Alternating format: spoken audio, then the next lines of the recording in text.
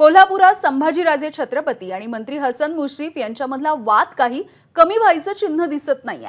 कोल्हापूरमधल्या केशवराव भोसले नाट्यगृहाच्या पुनर्बांधणीसाठी आज खासदार शाहू छत्रपती यांनी सर्वपक्षीयांची बैठक बोलावली होती। या बैठकीमध्ये माजी खासदार संभाजीराजे छत्रपती हे आक्रमक झाल्याचं बघायला मिळालं। नाट्यगृहाच्या पुनर्बांधणीच्या कामामध्ये कोणताही गैरप्रकार झाल्यास तुम्हाला जबाबदार धरणार असं म्हणत भर बैठकीमध्ये संभाजीराजे यांनी हसन मुश्रीफ यांना इशाराच दिलाय। संभाजीराजे छत्रपती यांचा अचानक झालेल्या हा रुद्रावतार बघून उपस्थित सगळेच जण अवाक झाले।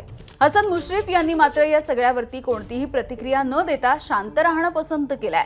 काही दिवसांपूर्वीच विशाळगडावरील हिंसाचार प्रकरणावरून पालकमंत्री हसन मुश्रीफ यांनी संभाजीराजेंवरती नाराजी व्यक्त केली होती।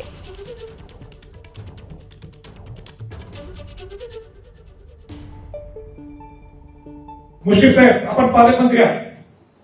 उद्या जर काय तिथं गडबड टेंडरिंग मध्ये कमिशन काय झालं तर मी पहिले तुमच्या हातावर हे सांगितलं। आपण पालकमंत्री आहात, अजिबात चालणार नाही आम्हाला, बाकीचे घेणं देणं नाही आम्हाला। ही शाहू महाराजांची वास्तू आहे, शिवाजी महाराजांच्या विचाराने शाहू महाराजांनी हे सगळं उभा केलं।